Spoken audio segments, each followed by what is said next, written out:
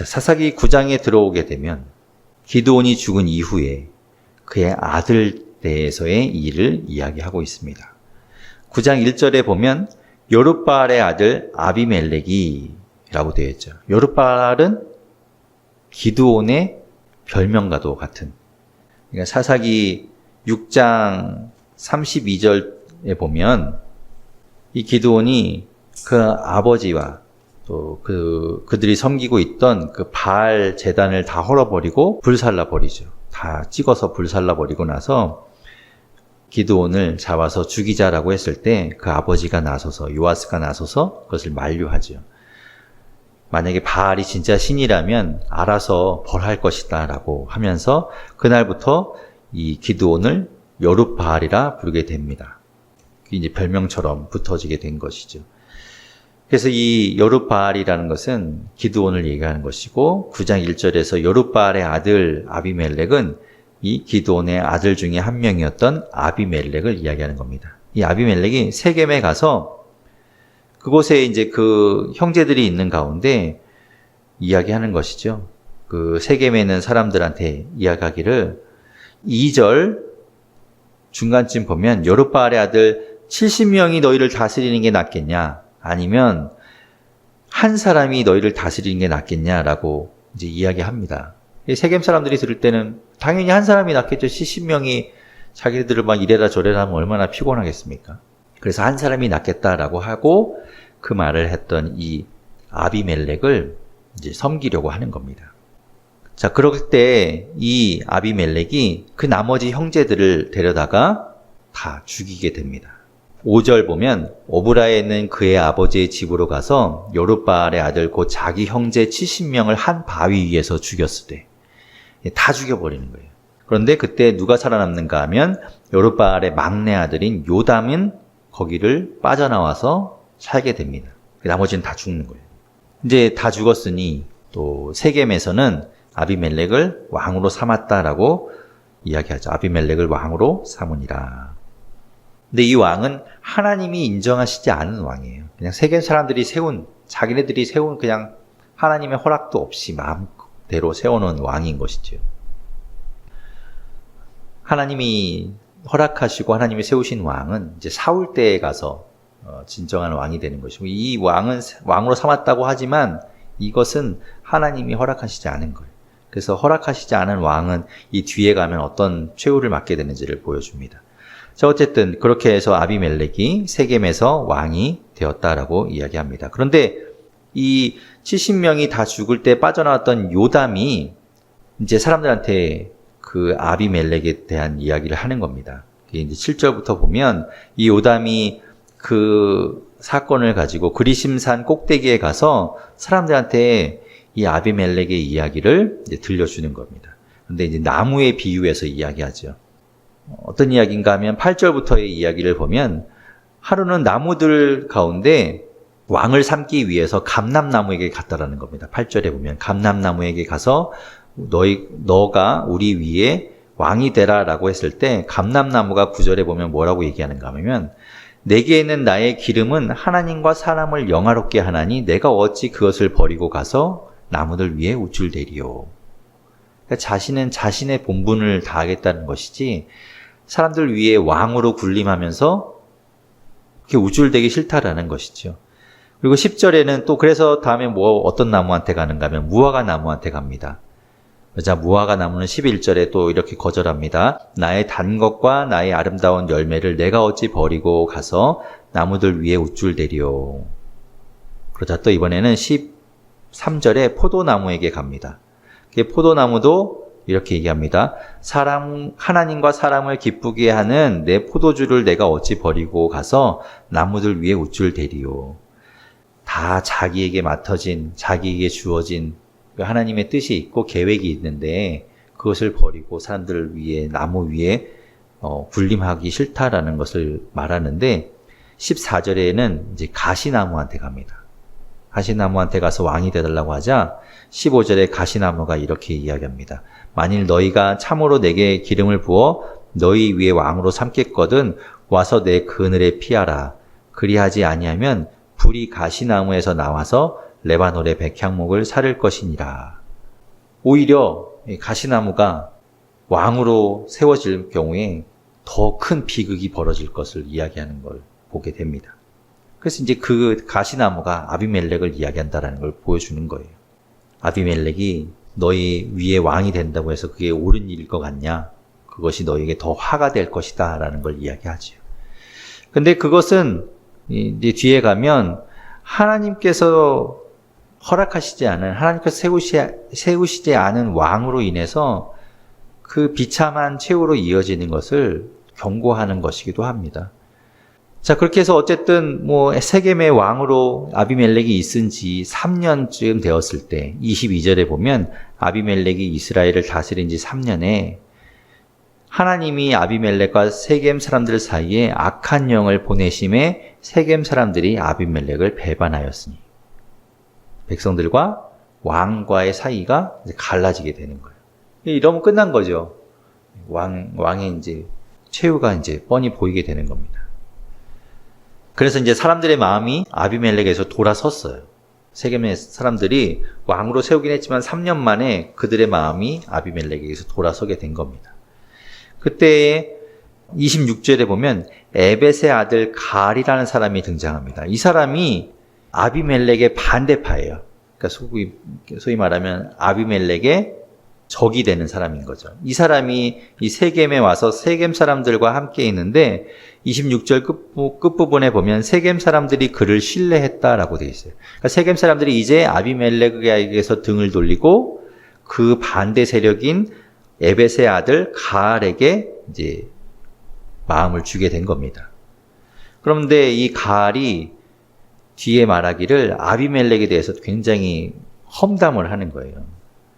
28절에 보면 에벳의 아들 가알이 이르되 아비멜렉은 누구며 세겜은 누구이기에 우리가 아비멜렉을 섬기리요? 그가 여룻바알의 아들이 아니냐? 그의 신복은 스불이 아니냐? 차라리 세겜의 아버지 하몰의 후손을 섬길 게 낫겠다라고 막 이렇게 비아냥거리면서 이야기하는 것이죠. 여기 세겜 땅의 아버지 하몰이라고 하는 것은 창세기에 등장했던 창세기 33장에서 등장했던 이 야곱이 이 하몰, 세겜에 있던 하몰에게서 땅을 삽니다. 땅을 사고 그것을 쭉 물려와서 지난 시간에 이제 여호수아 때 우리가 보았지만 여호수아 끝부분에 이제 요셉의 뼈를 그 세겜에 있던 그 베크시타 땅에다가 장사했다라고 나오죠. 이 하몰이라는 사람이 세겜의 어떤 조상과도 같은 사람이겠죠. 그런 이야기를 하는 겁니다. 그러니까 이제 이 아비멜렉의 입장에서 봤을 때는 이 가알은 적인 것이죠. 그런데 그 아비멜렉이 없는 그 세겜 땅에서 이제 가알이 이렇게 세력을 넓혀가고 있을 때 그곳에 누가 있었는가 하면 30절에 보면 그 성읍의 방백 스불이라는 사람이 있었습니다. 이 스불은 아비멜렉의 편이에요. 이 사람이 이 가알의 말을 들으니까 기가 찬 것이죠. 이 아비멜렉 편에 있는 사람이니까. 그래서 이 사람이 아비멜렉에게 가서 이제 그걸 다 고자질하는 겁니다. 가알이 이런 말을 했다. 그래서 가알에게 벌을 줘야 된다라는 이런 이야기를 하겠죠. 그래서 이제 계략을 꾸밉니다. 이제 가알을 치기로 계략을 꾸미는 이야기가 나옵니다. 34절에 보면 아비멜렉과 그와 함께는 모든 백성이 밤에 일어나 네 때로 나누어 세겜에 맞서 매복하였다가 가알이 이렇게 나올 때 이제 그를 치는 것이죠. 근데 이제 가알이 그걸 보게 돼요. 36절에 보면 가알이 그 백성을 보고 옆에 있던 스불에게 말합니다.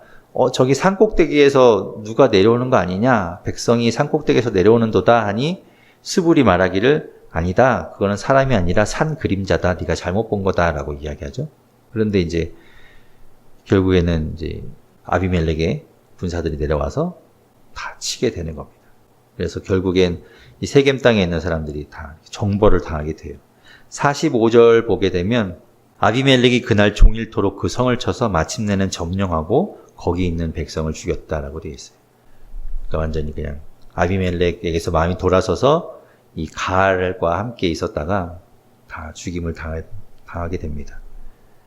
그리고 이제 세겜 여기에 이제 망루가 있었는데 사람들이 그 아비멜렉을 피해서 망대에 올라가게 되는데 그 망대에 불을 지르게 되죠. 아비멜렉이. 그래서 그 망대에 있던 사람들이 또 다 죽게 되는 이야기가 49절 끝부분에 보면 거기 망대에서 죽은 사람들이 남녀가 1000명 정도 죽었다라고 되어 있어요. 그리고 이 아비멜렉은 그 계속해서 이 세겜과 함께 그 옆에 있는 50절에 보면 데베스라는 곳도 이제 치게 됩니다. 데베스에 맞서 진치고 그것을 점령하는데 그 데베스에도 견고한 망대가 있었어요. 사람들이 이제 그 망대에 올라가서 그쪽으로 다 도망하여서 피신해 있는데 이번에도 아비멜렉은 그 망대를 공격하려고 하죠. 그래서 거기다 불을 지르려고 똑같이 하는데 53절에 보면 그 위에 있던 한 여인이 맷돌 윗짝을 아비멜렉의 머리 위에 내려 던져서 그 돌에 맞아서 머리가 깨지게 됩니다. 아비멜렉이. 그래서 54절에 보면 아비멜렉이 이제 한 여인이 떨어뜨린 돌에 맞아서 자기가 죽었다라는 것이 부끄러우니까 자기 옆에 있던 무기를 든 청년을 불러서 네가 나를 칼로 찔러라 라고 하는데 그 청년이 그렇게 하는 거죠. 54절에 보면 끝부분에 그 청년이 그를 찌르매 그가 죽은지라. 그래서 여자 손에 죽었다는 것을 피하려고 했지만 결국 뭐 그런다고 해서 없어지는 건 아니죠. 여인의 손에 의해서 죽게 된 겁니다. 그것이 결국엔 56절, 57절에 보면 아비멜렉이 그의 형제 70명을 죽여 자기 아버지에게 행한 악행을 하나님이 이같이 갚으셨고 또 세겜 사람들의 모든 악행을 하나님이 그들의 머리에 갚으셨으니 여룻바알의 아들 요담의 저주가 그들에게 응하니라. 요담의 저주라는 것이 그 앞절에 있는 20절 보면 이제 요담이 그 그리심산에서 그 나무 비유를 들어서 막 얘기하면서 아비멜렉이 너희의 왕이 된다고 해서 그것이 좋은 것이 아니라 그것이 오히려 화가 될 것이다 라고 이야기하면서 20절에 뭐라고 얘기했냐면 아비멜렉에게서 불이 나와서 세겜 사람들과 밀로의 집을 살을 것이다. 그러니까 세겜 너희들은 결국에는 그것이 화가 될 것이다. 그리고 또 반대로 세겜 사람들과 밀로의 집에서도 불이 나와서 아비멜렉을 살릴 것이다 라고 이렇게 저주를 했었어요. 그러니까 아비멜렉과 세겜이 둘 다 결국엔 서로 망하게 될 것이다 라는 걸 저주를 했던 것이죠. 근데 결국은 그것이 하나님이 그렇게 하셨다는 거예요. 그래서 아비멜렉도 죽고 세겜 사람도 다 죽게 되는 이런 비극이 벌어지게 된 것이죠. 결국엔 하나님이 세우시지 않은 왕이 자기들 마음대로 왕을 세우고 또 자기의 마음대로 왕이 되었던 그 최후는 결국엔 다 망하게 되는 것이었습니다. 10장에 넘어가게 되면 이제 다른 사사의 이야기로 넘어갑니다. 10장에서는 1절, 2절에 돌라라는 사사에 대한 이야기가 나옵니다. 돌라는 이사갈 사람이라고 되어 있어요. 이사갈 사람. 이사갈 사람 도도의 손자 부하의 아들 돌라가 일어나서 에브라임 산지 3일이라는 것에 거주했다라고 되어 있죠. 그리고 이스라엘의 사사가 된 지 23년 만에 죽었다라고 되어 있으니까 23년이 동안 사사로 있는 동안에는 평안했다는 것이겠죠.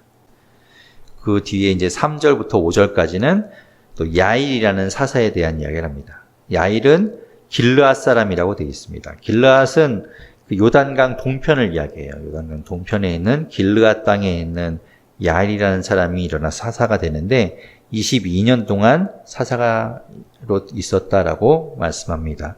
그리고 4절에 보면 그에게는 아들 30명이 있었고 어린 낙이 30을 탔고 성읍 30을 가졌다라고 되어 있죠. 그리고 그 땅을 오늘까지 하봇 야일이라 부른다라고 되어 있습니다. 돌라도 그렇고 야일도 그렇고 뭐 그에 대한 업적이라는 것이 그렇게 많지 않은 것 같아요. 그래서 그냥 되게 짧게 기록되어 있죠. 자, 6절부터는 어떤 사사가 등장하는가 하면 이 입다라는 사사가 등장합니다. 이 사람의 이력도 굉장히 독특해요. 6절부터 보면 마찬가지 패턴이죠. 이스라엘 자손이 또 여호와의 목전에 악을 행하게 됩니다. 악을 행하면서 무엇을 하는가 하면 우상을 숭배하게 돼요. 어떤 우상들을 숭배하는가 하면 굉장히 다양합니다. 6절에 보면 바알 그리고 아스다롯, 이미 우리가 봤던 그 우상이죠. 그들을 섬기는 것뿐만 아니라 아람의 신들도 섬기죠. 시돈의 신들도 섬기죠. 모압의 신들, 암몬 자손의 신들, 블레셋 사람들의 신들을, 그러니까 그 주변에 있던 모든 이방 족속들의 신들을 막 다 섬기는 거예요.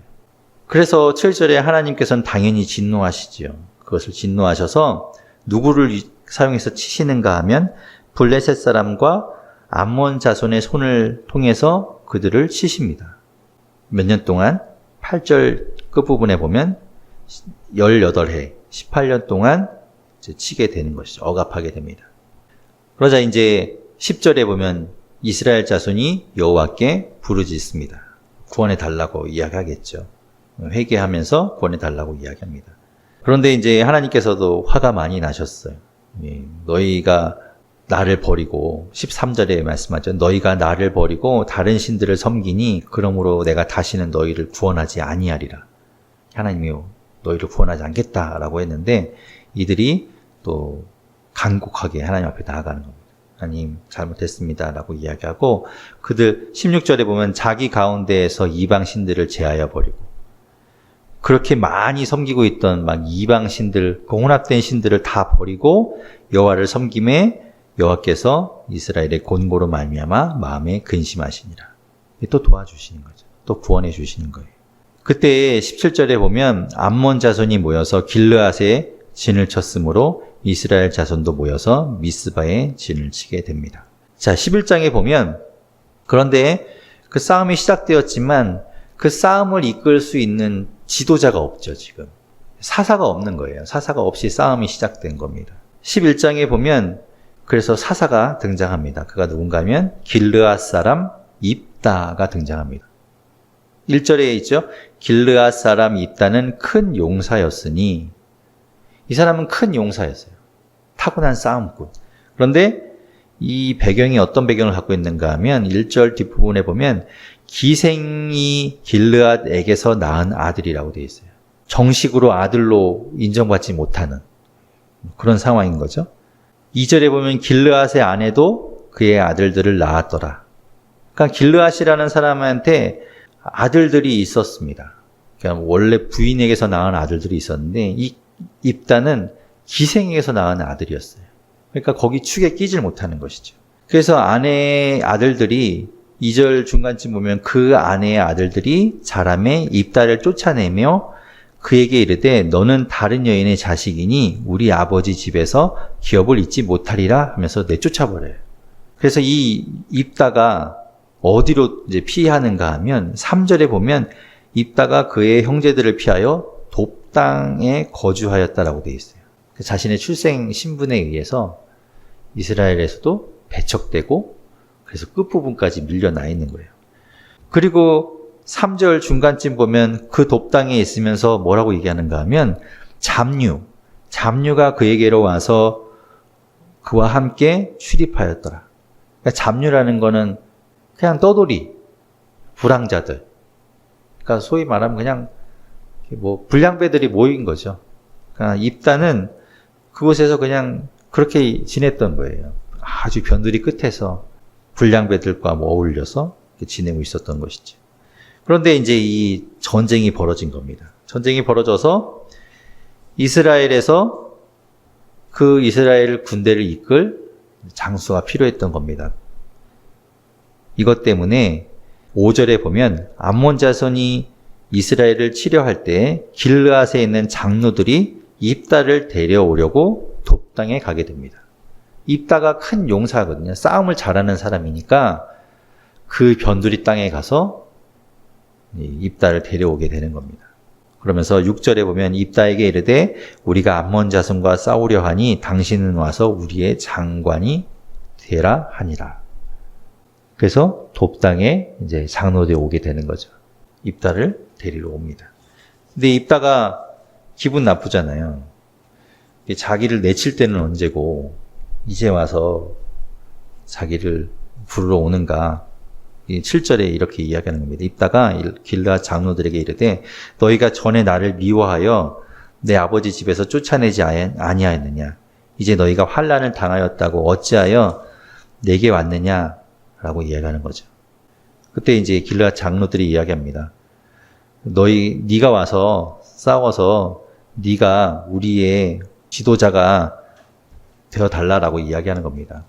그때 9절에서 보면 입다가 장로들한테 이야기하기를 만일 끝부분에 보면 만일 여호와께서 그들을 내게 넘겨주시면 내가 과연 너희의 머리가 되겠느냐. 그러니까 암몬과 싸워서 내가 이기면 하나님이 나를 너희의 지도자로 너희의 머리로 삼으신 것을 너희가 인정하겠냐라는 거죠. 그때 10절에 이제 장로들이 그렇다고 이야기해요. 당신 말대로 하겠다. 그래서 입다가 이제 전쟁에 나가게 됩니다. 12절에 보면 입다가 암몬 자손의 왕에게 먼저 사자들을 보내요. 전쟁하기 전에 먼저 사자들을 보내서 너희가 도대체 왜 우리를 치러 왔느냐라고 먼저 협상을 해보는 거죠. 그런데 이제 13절에 보면 암몬 자손의 왕이 그 입다의 사자들한테 이렇게 말합니다. 이스라엘이 애굽에서 올라올 때, 그러니까 출애굽해서 이제 광야 생활을 하면서 이제 가나안 땅에 오기까지의 여정을 한번 쭉 돌아보십시오. 그때 이제 암몬 땅을 지나가게 되거든요. 기억나시죠? 암몬 땅을 지나갔는데 그때 올라올 때 아르논에서부터 야복과 요단까지 내 땅을 점령했기 때문에 이제 그것을 돌려달라는 거예요. 그런데 그런 적이 있었나요? 암몬은 치지 않았거든요. 그래서 입다가 이야기하는 겁니다. 입다가 15절에 이렇게 이야기하죠. 이스라엘이 모압 땅과 암몬 자손의 땅을 점령하지 아니하였느니라. 이스라엘은 그런 적이 없다라는 거예요. 너희가 생트집을 잡는 것이다라는 겁니다. 실제로 이제 민수기가 이제 광야 생활의 그 여정들을 기록하고 있는 책이잖아요. 근데 민수기 안에도 보면 이 모압과 암몬 땅을 이스라엘 백성들이 치고 그것을 점령했다라고 나오지 않습니다. 민수기에서는 어떤 것이 나오는가 하면 에돔 땅을 지나갈 때 그 땅을 지나가게 해달라고 했더니 안 된다라고 거부해요. 근데 하나님이 그 땅을 그러면 돌아가라고 말씀합니다. 그래서 에돔 땅을 돌아가죠. 그래서 백성들이 그것 때문에 막 불평합니다. 왜 우리가 이렇게 힘들게 돌아가냐라고 불평했던 거 아마 기억하실 수 있을 텐데 민수기에는 그 장면이 나오고 신명기는 모세가 마지막 모압 땅에서 가나안 땅에 들어가기 전에 고별 설교하는 것이 신명기잖아요. 근데 신명기에서 이 모세가 그 광야 생활을 쭉 돌아보면서 이야기하거든요. 그때 뭐라고 얘기하는가 하면 신명기 2장에서 이 모압 땅과 암몬 땅 그리고 에돔 땅 지나갔던 이야기를 합니다. 우리 한번 그걸 찾아볼게요. 신명기 2장을 한번 보겠습니다. 16절부터 보면 이번에는 암몬 족속의 땅을 지나갈 때 19절 같은 경우에 보면 암몬 족속에게 가까이 이르거든 그들을 괴롭히지 말고 그들과 다투지도 말라. 암몬 족속의 땅은 내가 내게 기업으로 주지 아니하리니 이는 내가 그것을 롯 자손에게 기업으로 주었습니다. 암몬 땅도 그렇게 했다는 거예요. 이게 싸우지 않고 그냥 빙 돌아서 지나갔다는 거예요. 그러니까 지금 이 암몬이 와서 내 땅을 돌려내라가라고 하는 것은 전혀 근거 없는 이야기를 하고 있는 것이죠. 그래서 입다가 이야기하는 겁니다. 15절에서 모압 땅과 암몬 자손의 땅을 점령하지 않았다. 무슨 소리냐라고 하는 거죠. 대신에 이스라엘이 차지했던 땅은 아모리 왕 시온의 땅하고 바산 왕 옥의 땅은 하나님께서 주셨기 때문에 거기는 이제 점령하지만 나머지는 아니라고 이야기하는 겁니다. 이제 26절에 보면 아주 중요한 이야기가 또 하나 나오는데 이 입다가 그 변두리 돕당에 있으면서 불량배들과 어울려서 살고 있었지만 이 이스라엘의 역사에 대해서 아주 잘 꿰고 있었던 것 같아요. 26절에 보면 이런 이야기를 합니다. 이스라엘이 헤스본과 그 마을들과 아로엘과 그 마을들과 아르논 강가에는 모든 성읍에 거주한 지 몇 년이 되었다고요? 300년이건을 그동안에 너희는 어찌하여 도로 찾지 않느냐. 니네 말이 사실이라면 왜 그동안에 가만히 있다가 이제 와서 달라고 하냐라는 거죠. 그런데 그 기간이 몇 년이라고 하냐면 300년이라고 이야기합니다. 이 이야기는 무슨 얘기인가 하면 이스라엘 백성들이 가나안 땅에 살게 된 지 300년이 됐다는 걸 이야기하는 거예요. 가나안에 거주한 지 300년 됐다는 걸 이야기하는 거죠. 뭐 말도 안 되는 트집에 맞서서 이제 입다가 이제 전쟁을 벌이게 됩니다. 이제 협상은 통하지 않는 것이죠.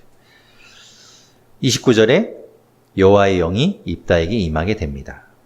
그래서 이제 길르앗의 미스베에서부터 암몬 자손에게로 나아가면서 이제 전쟁을 벌여서 치고 내려갑니다. 그때 30절에 보면 그가 여호와께 서원하여 이르되 주께서 과연 암몬 자손을 내 손에 넘겨주시면 31절 내가 암몬 자손에게서 평안히 돌아올 때 누구든지 내 집 문에서 나와서 나를 영접하는 그는 여호와께 돌릴 것이니 내가 그를 번제물로 드리겠나이다. 쓸데없는 서원을 한 것이죠. 하나님이 전혀 좋아하지 않는 서원을 해버린 거예요. 하나님은 사람을 제물로 드리는 것을 원치 않으시고 이거는 이방신들이나 하는 짓이거든요. 레위기 18장에서도 하나님은 분명히 이야기하셨어요. 사람을 제물로 드리는 거 하지 말아라 라고 이야기하셨는데 그것을 해버리는 겁니다. 레위기 18장 21절에 보면 너는 결단코 자녀를 몰래에게 주어 불로 통과하게 함으로 내 하나님의 이름을 욕되게 하지 말라. 하나님은 그렇게 사람을, 내 자녀를 제물로 드리는 거 원치 않는다라고 했는데 이 입다가 그 말을 해버린 겁니다. 그런데 하나님께 서원한 것은 또 반드시 해야 되는 거잖아요. 그런 딜레마에 빠져버린 거죠. 그렇게 해서 이제 입다가 전쟁에 나갔는데 승리하게 됩니다. 크게 무찌르게 되죠. 33절에 보면 아로엘에서부터 민닛에 이르기까지 20성읍을 치고 또 아벨그라밈까지 크게 무찌르니 그렇게 승리하고 나서 돌아오는데 34절에 입다가 미스바에 있는 자기 집에 이를 때에 보라 그의 딸이 소고를 잡고 춤추며 나와서 영접하니 이는 그의 무남 동료라. 하나밖에 없는 딸인데 그 딸이 앞에 나오는 겁니다. 근데 이 딸이 37절에 보면 그의 아버지에게 이르되 이 일만 하나만 좀 허락해달라고 이야기하기를 나를 2달만 좀 시간을 달라라고 이야기합니다. 그래서 내가 내 여자친구들과 산에 가서 내가 처녀로 죽는 것에 대해서 애곡하고 오겠다라고 이야기하죠. 그리고 옵니다. 그것 때문에 39절에 보면 2달 만에 그의 아버지에게로 돌아온지라 그는 자기가 소원한 대로 딸에게 행했다라고 하죠. 그리고 딸이 남자를 알지 못하였고 그러니까 처녀로 바쳐진 것에 대해서 해마다 40절 끝부분에 보면 그 입다의 딸을 위해서 나흘씩 애곡했다라고 이제 내려오고 있다. 이런 이야기가 있습니다. 자, 12장에 가면 그렇게 입다가 암몬 자손을 치고 왔을 때 에브라임 사람들이 모여서 북쪽으로 가서 입다에게 말을 합니다. 뭐라고 얘기하는가? 중간쯤 보면 1절 중간쯤에 네가 암몬 자손과 싸우러 건너갈 때에 어찌하여 우리를 불러 너와 함께 가게 하지 아니하였느냐? 언제 이런 일이 비슷한 일이 있었죠? 기드온 때도 그랬죠. 기드온 때도 에브라임이 와서 왜 우리랑 같이 가지 않았냐라고 막 트집 잡았잖아요. 근데 에브라임이 또 똑같은 짓을 이제 입다 때도 한 거예요. 그런데 기드온은 그때 에브라임을 되게 높여줬어요. 그죠? 자기가 한 것보다 에브라임이 그 도망치던 사람들, 퇴각하던 사람들을 이렇게 처리해 준 것이 더 대단한 일이다라고 추켜 세워줬잖아요. 그런데 이 입다는 기드온과는 다른 성향의 사람인 거예요. 그러니까 기드온은 원래는 되게 소심한 사람이잖아요. 그래서 증거를 구했고 막 어떤 확신이 없으면 움직이지 못하는 사람이었는데 입다는 원래 이 약간 불량배 기질의 싸움꾼이었기 때문에 잘못 건드린 거죠. 그래서 이 에브라임 사람들이 그렇게 이야기했을 때 이 입다는 수긍하지 못하고 오히려 화를 냅니다. 그래서 그것 때문에 이제 에브라임을 칩니다. 4절에 보면 입다가 길르앗 사람들을 다 모으고 에브라임과 싸웠다라고 돼 있죠. 에브라임이 막 오히려 괜히 건드렸다가 에브라임이 막 당하게 된 거예요. 그래서 5절에 보면 길르앗 사람이 에브라임 사람보다 앞서가서 요단강 나루턱을 장악합니다. 그리고 건너오는 애들을 다 죽입니다. 어떻게 이제 에브라임 사람을 그러면 그 건너가는 사람들 중에서 골라내는가 하면 6절에 이걸 발음해 보라고 이야기해요. 시볼렛이라는 단어를 발음해 보라고 이야기합니다. 그랬을 때 에브라임 사람들은 그것을 제대로 발음하지 못하고 시볼렛이라고 못하고 시볼렛이라고 발음한다는 거죠. 그러면 에브라임 사람이구나. 그래서 그 사람을 거기서 죽였다는 거예요. 우리로 얘기하면 왜 사투리상 발음이 안 되는 그런 단어들이 있잖아요. 그런 것처럼 그걸 가지고 판단한 거죠. 그래서 그때 죽은 자가 6절 끝부분에 보면 에브라임 사람의 죽은 자가 42,000명이 거기서 죽게 됩니다. 엄청난 사람들이 죽는 거예요. 그러니까 에브라임이 기드온 때처럼 건드렸다가 자기네들이 이렇게 돌아오는 게 있을 줄 알았는데 긁어부스럼이 된 겁니다. 괜히 건드려갖고 이렇게 죽임을 당한 거죠. 그렇게 입다는 7절에 보면 이스라엘의 사사가 된 지 6년 후에 죽게 됩니다. 그리고 8절에 보면 그 뒤를 이어서 베들레헴의 입산이라는 사사가 세워지게 됩니다.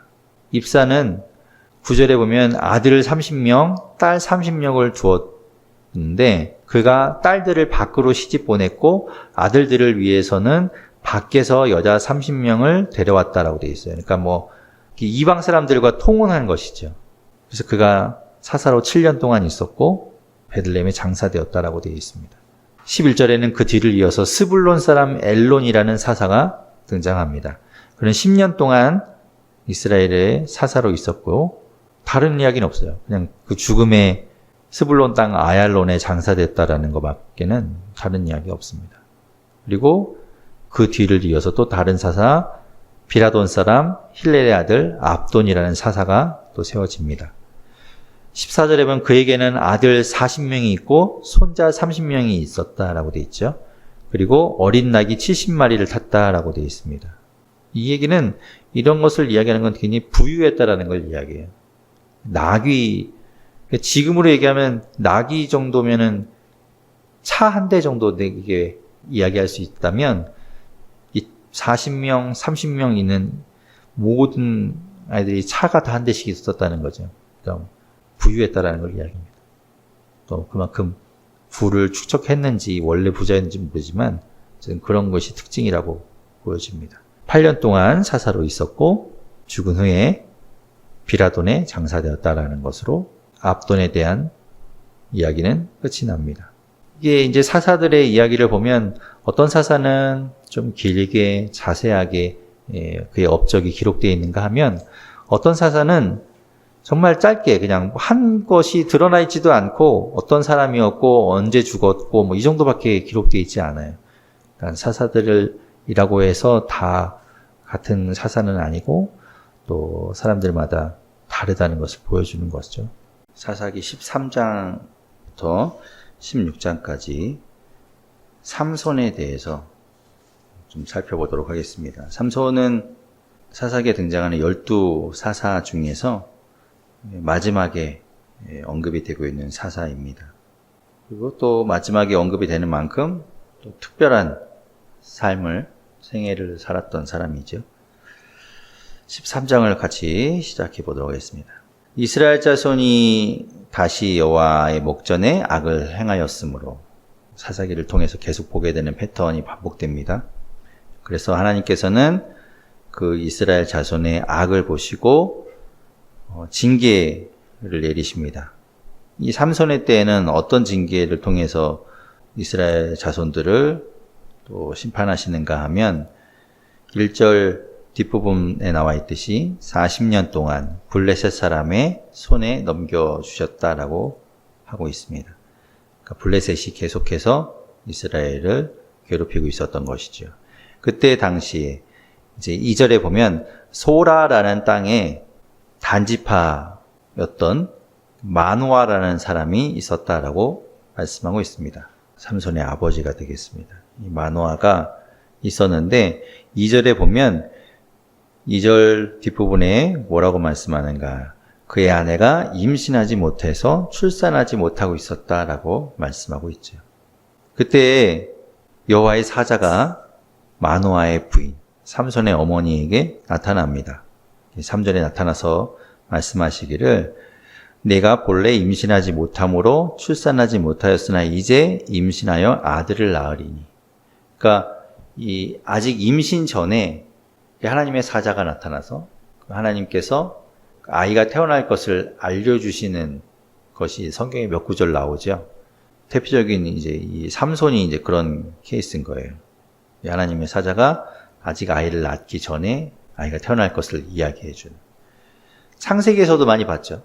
사라에게도 그런 일이 있었고, 또 신약에 가면 마리아도 그렇죠. 예수가 태어날 것을 하나님의 사자가, 천사가 와서 이야기하는 것처럼 이렇게 미리 이런 걸 수태고지라고 이야기하는데, 먼저 이렇게 잉태될 것을 미리 알려주는 겁니다. 자, 그렇게 이제 아들을 낳을 것이다 라고 말씀해 주시면서, 그런데 특별히 조건이 있어요. 이 아이에게는 다른 아이와 좀 다르게 4절, 5절에 독특한 아이의 출생에 대한 것을 말씀해 주십니다. 뭐라고 말씀하시는가? 4절부터 보면, 너는 삼가 포도주와 독주를 마시지 말며 어떤 부정한 것도 먹지 말지니라. 그리고 5절 보면, 보라, 내가 임신하여 아들을 낳으리니 그의 머리 위에 삭도를 대지 말라. 머리 자르지 말라는 거예요. 머리 자르지 말고. 왜 그런가 하면 이 아이는 태에서 나옴으로부터 하나님께 바쳐진 나실인이 됩니다라는 거예요. 나실인. 민수기 6장에서 나실인에 관한 규례가 있었죠. 나실인은 하나님 앞에 특별히 서원하는 사람이에요. 민수기 6장에 보면 이 나실인의 서원은 남자나 여자나 모두 다 할 수 있습니다. 2절에 나와 있죠. 남자나 여자나 누구나 나실인이 되겠다고 서원할 수 있어요. 그런데 그렇게 이제 하나님 앞에 자신의 몸을, 자신의 삶을 특별하게 드리는 겁니다. 그렇게 한 달이 되었던 일정한 기간 동안 내가 정해서 그 기간 동안 하나님 앞에 구별된 삶을 살아가는 거죠. 그거 삶을 사는 동안에는 특별히 금지해야 되는 것들이 있었습니다. 첫 번째가 뭔가 하면 민수기 6장 3절에 나와 있듯이 포도주와 독주를 멀리하고, 어쨌든 포도주로 된 초나 독주로 된 초뿐만 아니라 포도즙도 마시면 안 되고 생포도나 건포도도 먹지 말아야 돼요. 그러니까 포도로 된 모든 것은 먹지 말아야 되고, 어쨌든 술로 된 것은 다 먹으면 안 됩니다. 그래서 4절에 말씀하죠. 자기 몸을 구별하는 모든 날 동안에, 그러니까 나실인이 되겠다고 서원한 그 동안에는 포도나무 솟아는 씨나 껍질이라도 먹지 말고, 그 다음 그게 첫 번째 지켜야 되는 거고, 두 번째가 5절에 있죠. 삭도를 절대로 그의 머리에 대지 말 것이다. 머리 깎으면 안 됩니다. 그 나실인 서원한 동안에는. 그리고 6절 끝부분에 보면 모든 날 동안에 시체를 가까이 하지 말 것이다.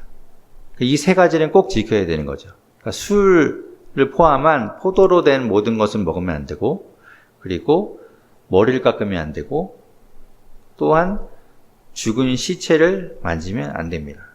그 세 가지를 꼭 반드시 지켜야 됐어요. 그리고 만약에 그래서 그것을 어기면 다시 처음부터 해야 됐던 것을 아마 기억하실 거예요. 그게 나실인이었어요. 그렇게 그만큼 하나님 앞에 구별된 삶을 살았던. 그런데 이제 이 삼손 같은 경우에 보게 되면 지금 처음부터 이게 스스로 자원한 것이 아니라 하나님께서 얘를 나실인으로 처음부터 딱 정해 놓으신 겁니다. 굉장히 특이한 케이스죠. 이 여호와의 사자가 지금 이 마노아의 부인에게 혼자 있을 때 나타난 겁니다. 그러면서 이런 이야기를 한 거예요. 그리고 나서 이 여인이 남편에게 이야기합니다. 내가 이런 하나님의 사랑을 보았다라고 이야기하고, 그 하나님의 사자가 내게 지금 말한 것처럼 나실인의 규례에 대해서, 하나님께 바쳐진 나실인의 아이를 낳을 것이다라고 했다라는 걸 전해주죠. 그리고 뒤로 넘어가 이제 8절에 보면 마노아가 그래서 다시 한번 그걸 구하는 겁니다. 이 마노아는 보지 못했잖아요. 아내에게 전해 들은 것이니까 마노아도 하나님의 음성을 듣고 하나님을 만나기를 원하죠. 그런데 그 기도를 듣고 하나님이 이제 하나님의 사자를 다시 보냅니다. 다시 보냈는데 9절에 보면 여인이 밭에 앉아 있을 때 하나님의 사자가 나타나죠. 그래서 10절에 보면 급히 달려가서 남편을 데리고 옵니다. 남편에게 일러서 하나님의 사자가 나타났다라고 해서 11절에 보면 마노아가 달려옵니다. 달려와서 보니까 진짜 하나님의 사자가 나타난 거예요. 그래서 하나님의 사자가 다시 한번 이야기해 주죠. 마노아에게. 13절, 14절에 그렇게 이제 또 다시 말씀하십니다. 내가 여인에게 말한 것들을 그가 다 삼가서 포도나무의 소산을 먹지 말고 포도주와 독주를 마시지 말며 어떤 부정한 것도 먹지 말라. 그런 것들을 지켜라라고 말씀하시죠. 19절에 보면 마노아가 그런 소제문을 통해서 드릴 때 20절에 불꽃이 제단에서부터 하늘로 올라가는 동시에 여호와의 사자가 제단 불꽃에 휩싸여 올라가고 마노아와 그의 아내는 그것을 보고 땅에 엎드렸더라. 이제 마노아가 진짜 하나님의 사자구나라는 걸 알게 된 거죠. 그래서 그 순간에 내가 하나님을 보았으니 나 이제 죽었구나라고 생각합니다. 22절에 그렇게 아내에게 말하죠.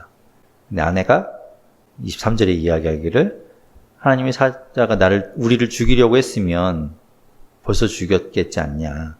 왜 우리의 제사를 받으셨겠냐. 그러면서 이야기합니다. 그래서 24절에 결국 아들을 낳게 되는데 그 이름을 삼손이라고 하고 그 삼손이 태어나게 되는 이야기가 13장에 나옵니다. 삼손이 커서 14장에 가면 이제 삼손이 이제 좀 장성했습니다. 장성했을 때 삼손이 딥나라는 곳에 가게 됩니다. 거기에서 1절에 보면 블레셋 사람의 딸들 중에서 한 여자를 보게 됩니다. 삼손이 3명의 여자를 만나게 돼요. 3명의 여자를 만나게 되는데 이 딥나라는 곳에서 첫 번째 여자를 만납니다. 거기 갔다가 한 여인을 보고 그 여인을 아내로 삼아야 되겠다라고 생각합니다. 그리고 이제 부모에게 말하는 거죠. 그런데 부모는 탐탁치 않게 여기겠죠. 왜 이스라엘 자손 중에도 아내로 삼을 여자들이 많이 있는데 왜 하필이면 블레셋 땅에 살고 있는 블레셋 사람의 딸을 여자로 삼느냐라고 별로 좋게 생각하지 않습니다. 그런데 이제 삼손은 그 뜻이 있었어요. 4절 뒷부분에 보면 왜 그렇게 했는가 하면 삼손이 틈을 타서 블레셋 사람을 치려고 블레셋의 여자와 결혼하고자 했던 것이죠. 근데 부모는 알지 못했습니다. 그래서 삼손이 그의 부모와 함께 이제 그 여인을 보기 위해서 딥나로 내려갑니다. 그게 이제 5절부터 이야기인데 딥나로 가는 도중에 이 딥나의 포도원쯤에 이르렀을 때 5절에 보면 젊은 사자를 만납니다. 아주 이렇게 사자를 만나게 되는데 그때 6절에 여호와의 영이 삼손에게 강하게 임하게 되고 놀라운 힘을 발휘하게 되면서 사자를 죽이게 되죠. 그리고 나서 이제 이 여인을 만나러 갔는데 그 여인과 결혼하기로 이제 약정을 하게 되는 겁니다. 얼마 후에 8절에 보면 삼손이 그 여자를 맞이하려고 이제 보고 왔으니 선을 보고 왔으니까 맞이하기 위해서 가는데 자신이 죽였던 그 사자의 시체 안에 벌집을 이렇게 만들어 놓고 벌떼와 꿀이 있는 것을 보게 되는 겁니다. 그래서 이제 그것을 손으로 떠서 먹게 되죠. 그게 뭐를 위반하게 되냐면 아까 부정한 것 먹지 말라고 그랬잖아요. 시체를 만지면 안 된다고 했죠. 나시리는. 그런데 이제 죽은 시체, 사자의 시체 안에 있는 음식을 먹은 거죠. 시체도 만지고 그 부정한 것을 먹은 겁니다. 그래서 이제 그 첫 번째 하면 안 되는 것을 하게 된 것이죠. 그래서 이제 결국엔 이제 혼인 잔치를 벌이게 됩니다. 그게 10절부터에 나오는 이야기인데 12절에 보면 이제 삼손에게 사람들이 30명의 친구를 데리고 와서 블레셋 사람들과 이렇게 친구 삼도록 하는데 삼손이 그들한테 수수께끼를 내게 돼요. 수수께끼를 내서 맞추면 내가 너희들한테 베옷 30벌하고 겉옷 30벌을 주겠다. 대신에 틀리면 너희가 나한테 베옷 30벌하고 겉옷 30벌을 주라. 라고 이제 수수께끼를 내게 됩니다. 그게 이제 14절에 나오죠. 삼손이 그들에게 이르되 수수께끼의 문제가 이겁니다. 먹는 자에게서 먹는 것이 나오고 강한 자에게서 단 것이 나왔느니라. 이게 뭐냐라고 이제 수수께끼를 내게 됩니다. 그런데 못 풀죠. 못 풀어서 그 30명의 사람들이 이제 답답하고 또 자신들의 것이 이제 잃게 생겼으니까 그 이제 부인 될, 아내 될 사람에게 가서 협박을 합니다. 네가 알아와라 라고 이제 협박을 하죠. 안 그러면 죽이겠다라고 이제 이야기해요. 그래서 그 부인이 이제 삼손에게 이야기해서 알려달라라고 하고 알려줍니다. 18절에 이제 그 30명이 삼손에게 와서 답을 하는 거예요. 무엇이 꿀보다 달겠으며 18절 중간에 보면 무엇이 꿀보다 달겠으며 무엇이 사자보다 강하겠느냐, 그렇게 이제 답을 하는 거죠. 꿀과 사자라는 걸 이야기합니다. 그때 삼손이 너희가 내 아내를 통해서 알게 되었구나라고 하며 그 30벌의 옷을 해주기로 한 걸 약속을 지키는데 19절에 보면 여호와의 영이 또 삼손에게 임하여서 삼손이 아스글론으로 갑니다. 아스글론. 여기는 완전히 블레셋 땅인 건데 여기 가서 블레셋 사람들을 30명을 죽이고 그 옷을 뺏어서 문제를 맞춘 사람들한테 갖다 주는 거예요. 그리고 아마 이 삼손은 화가 났는지 뭐 이 분한 것 때문에 다시 집에 돌아온 것 같아요. 돌아오고 딥나에 있는 그의 아내는 이 사람들이 삼손의 친구에게 시집을 보내버립니다. 주워버려요. 15장에 들어가면 삼손이 밀 거둘 때쯤, 밀 거둘 때라는 거는 지금으로 얘기하면 뭐 5월이나 6월쯤 되는데 하여튼 그때쯤에 삼손이 염소 새끼를 가지고 부인 될 사람에게 선물을 준비하는 거죠. 이 염소 새끼를 이제 선물로 준비를 해서 찾아갑니다. 찾아갔는데 가보니까 친구한테 이 아내를 결혼시켜버린 거예요. 삼손이 이 사람들을 또 멸하게 됩니다. 3절에 보면 나에게는 내 죄가 없다. 너희들이 잘못한 거다 라고 하고 4절에서 여우 300마리를 잡아서 그 꼬리와 꼬리를 이제 묶어요. 묶고 거기에다가 두 꼬리 사이에다가 횃불 하나를 넣어갖고 여우를 풀어서 온 곡식 밭에, 그러니까 밀 거둘 때라고 했잖아요. 그러니까 밀 추수할 때 됐으니까 이제 곧 다 추수만 하면 되는 아주 그냥 다 연그러 있는 그런 때에 이 여우를 풀어서 온 곡식 밭에 불을 질러 버립니다. 그러니까 이제 거둘 수 없게 되는 거죠. 그래서 다 불살라 버립니다. 그래서 이 블레셋 사람들이 이 여인과 이 장인을 붙잡은 거죠. 그리고 죽여버립니다.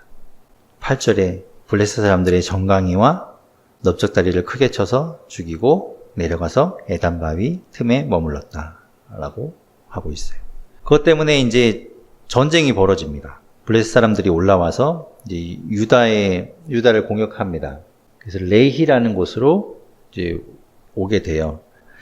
11절에 보면 유다 사람 3,000명이 에단 바위에 숨어 있던, 에단 바위 틈에 있던 삼손에게 갑니다. 그리고 가서 너는 블레셋 사람이 우리를 다스리는 줄 알지 못하고 이런 큰 일을 저질렀느냐. 너 때문에 이제 우리가 화를 당하게 생겼다라고 이야기하죠. 삼손이 그들에게 내가 행한 대로 나도 그들에게 행하겠다라고 하고 이제 순순히 잡혀줍니다. 12절에 보면 이제 그 3,000명이 삼손을 이제 결박하고 내어주려고 하죠. 13절 끝부분에 보면 새 밧줄 둘로 결박하고 바위 틈에서 그를 끌어냅니다. 그래서 잡고 이제 이 블레셋에게 넘겨주려고 하죠. 그래서 이제 삼손이 에담에서 레히로 이제 호송되어 옵니다. 레히에 이르렀을 때 하나님의 영이 또 삼손에게 임하여서 삼손이 밧줄을 끊어버리고 거기에서 자신을 잡기 위해 온 이 블레셋 사람들을 쳐서 죽이게 되죠. 15절에 보면 나귀의 새 턱뼈를 손에 잡고 그것을 가지고 1,000명을 죽였다라고 되어 있어요. 17절에 보면 그가 이 턱뼈를 가지고 1,000명을 죽이고 나서 그곳을 라만레히라 불렀다라고 되어 있어요. 턱뼈의 산이라는 뜻인데 라만레히라고 이름을 붙이게 됩니다. 그리고 나서 그렇게 싸움을 오래 하고 났으니 목이 마르잖아요. 그래서 목이 말라서 이제 하나님 앞에 부르짖었을 때 하나님께서 물을 주시죠. 그래서 그 물의 이름이 19절 끝부분 보면 에나콜에는 부르짖은 자의 샘이란 뜻인데요. 그러니까 하나님께 부르짖었더니 하나님께서 샘을 주셨다라고 해서 엔하콜레라고 이름을 짓습니다. 어쨌든 이렇게 이제 블레셋 사람들의 손에 이스라엘 자손들이 억압받고 있을 때 삼손이 이스라엘 사사로 있으면서 20절에 보면 20년 동안 있었다라고 말씀하고 있습니다. 16장에서는 이제 두 번째, 세 번째 여인으로 비롯된 사건이 또 등장합니다. 16장 1절에 보면 삼손이 이제 가사라는 곳에 가게 돼요. 여긴 다 블레셋 땅에 가는 겁니다. 가사라는 곳에 가서 한 기생을 만나게 되죠. 그와 함께 지내게 됩니다. 그래서 여기서 이제 두 번째 여자를 만나게 되는 건데, 근데 이 만난 여자가 이제 기생이죠. 자, 그러고 있을 때 그 가사의 사람들이 2절에 보면 삼손이 왔다고 알려지면 이제 그를 잡으려고 합니다. 그래서 밤새도록 이제 성문에 매복하고 있다가 그를 죽이고자 계획을 짜서 준비하고 있는데 3절에 보면 삼손이 밤중까지 누워있다가 밤중에 일어나서 성문짝과 두 문설주와 문빗장을 빼어가지고 그것들을 어깨에 모두 메고 헤브론 앞산 꼭대기까지 갔다라고 얘기해요. 보통 사람이 아니죠. 어쨌든 뭐 그렇게 엄청난 사람이었다는 걸 보여주고 있습니다. 이 두 번째 여인과 있었던 사건입니다. 이제 세 번째 여인이 등장하는데 그 여인은 4절에 있는 것처럼 소렉 골짜기에 있는 들릴라라는 여인입니다. 그 소렉 골짜기에 들릴라를 만나게 되고 그 여인을 사랑하게 됩니다. 그런데 이 블레셋 사람들의 방백들이 와서 그 여인에게 이야기하기를 삼손이 도대체 그런 큰 힘이 나오는, 아까 그 가사에서 보면 가사에서부터 헤브론 앞산 꼭대기까지 그 무거운 것들을 짊어지고 갈 수 있었던 그 힘의 원천이 어디인지를 우리에게 알려주고 우리가 잡을 수 있게 하면 5절 끝부분에 보기를 우리가 각각 은 1100개씩을 내게 주겠다라고 이야기해요. 그러니까 블레셋은 5개의 성읍으로 되어 있기 때문에 그러니까 각각 은 1100씩이니까 총 5500개를 준다는 거죠. 5500개를 주겠다라고 하는 거예요. 그래서 이제 들릴라가 삼손에게 물어봅니다. 당신의 힘이 어디서 나오냐? 어디서부터 말미암는 거냐라고 물어보지요. 그런데 7절에 이제 삼손이 첫 번째로 거짓으로 알려줍니다. 답을 해주는데 뭐라고 하는가 하면 마르지 아니한 새 활줄 7을 가지고 나를 결박하면 내가 약해진다 라고 이야기합니다. 그래서 8절에 이제 그 새 활줄, 마르지 아니한 새 활줄을 준비해 주지요. 그리고 이제 들릴라가 그것을 가지고 삼손을 묶습니다. 결박을 하고 나서 블레셋 사람들이 들이닥쳤다 막 했더니 삼손이 그거를 끊어버리는 거예요. 그래서 이게 아니구나라는 걸 알죠. 10절에 그래서 들릴라가 삼손한테 말합니다. 당신이 나를 희롱하여 내게 거짓말을 했구나. 진짜로 얘기해달라. 그러자 11절에 삼손이 두 번째로 이야기해 주는데 이것도 거짓이죠. 쓰지 아니한 새 밧줄. 한 번도 쓴 적이 없는 새 밧줄을 가지고 나를 묶으면 내가 약해진다라고 이야기하죠. 그래서 또 그걸 준비해 줘요. 그리고 12절에 이제 들릴라가 또 새 밧줄들 가져다가 그걸로 삼손을 결박한 후에 블레셋 사람들이 쳐들어왔다라고 하자 삼손이 그것도 또 쉽게 끊어버립니다. 13절에 또 들릴라가 또 이야기하죠. 삼손한테 당신이 자꾸 나한테 왜 거짓말하냐. 나한테 진짜로 알려달라 라고 했을 때 세 번째 거짓말로 13절 끝부분에 보면 나의 머리털 7가닥을 배틀의 날실에 섞어 짜면 내 힘이 약해진다라고 이야기하는 거죠. 그러니까 머리카락 7개를 배틀에다 이렇게 섞어서 짜면 나는 힘이 약해진다라고 했더니 그것도 아니었습니다. 15절에 이제 들릴라가 당신이 나를 사랑하지 않는 거 아니냐라고 했을 때 16절에 보면 삼손의 마음이 번뇌하여 죽을 지경이라. 그래서 결국에 이야기해 줍니다. 17절에 진심을 드러내어 그에게 이르되 내 머리 위에는 삭도를 대지 아니하였나니 내가 날 때부터 나실인이었다 라고 이야기하면서 머리를 깎으면 내 힘이 내게서 떠나서 나는 약해질 거다라고 하죠. 그래서 이제 삼손을 체포할 작전을 다 꾸미고 삼손이 잠들었을 때 19절에 보면 그의 머리카락 7가닥을 밀고 괴롭게 하여 본즉 그의 힘이 없어진 걸 깨닫게 됩니다. 머리 밀지 않아야 된 걸 어긴 것이죠. 그래서 그의 힘이 모두 사라져버리고 맙니다. 나시린으로서가 깨져버린 것이죠. 다 깨져버린 거예요. 다 어긴 겁니다. 그래서 결국엔 삼손이 잡혀갑니다. 21절에 보면 블레셋 사람들이 그를 붙잡아 그의 눈을 빼고 끌고 가서 가사로 내려가서 놋줄로 매고 그에게 옥에서 맷돌을 돌리는 일을 시킵니다. 그냥 거기에서 계속 맷돌 돌리는 걸 한 거예요. 그런데 22절에 보면 그의 머리털이 밀린 후에 다시 자라기 시작하니라. 다시 자라기 시작하는 겁니다. 자, 그러고 나서 이제 블레셋 사람들한테 큰 제사가 있던 날이었어요. 23절에 보면 그들의 신 다곤에게 큰 제사를 드리고 즐거워하고 있을 때 거기 모인 사람들이 삼손을 보고자 합니다. 삼손이 그렇게 자신들을 괴롭혔는데 어디 삼손의 지 몰골을 한번 보자 뭐 이런 거죠. 그래서 불러다가 재주를 부리게 하고 막 놀이개로 삼고 싶어 했던 거예요. 그래서 삼손을 불러냅니다. 25절 중간쯤 보면 옥에서 삼손을 불러내매 삼손이 그들을 위하여 재주를 부리니라.